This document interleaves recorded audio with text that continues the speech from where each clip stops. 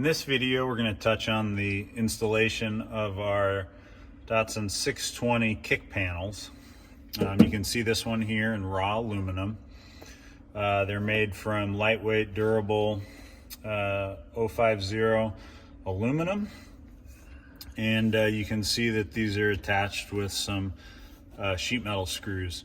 When installing these, you're going to want to pre-drill with some 1/8 inch drill bit after you get it aligned. So you're going to position it so that way it fits in here the way you want it to look.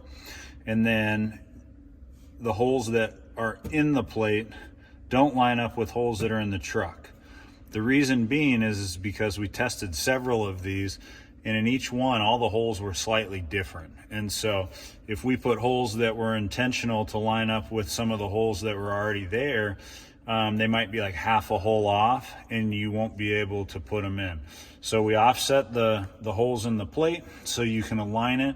Again, I like to start with just one, so align it to where you want it, mark, drill, put the sheet metal screw in, say a corner, and then ensure that if you need to pivot it or adjust it to make it look right, you mark another hole, do the same process. Then after you get the two in there, it shouldn't be moving anywhere, so then you can do the balance of the holes, drill it, apply the sheet metal screw.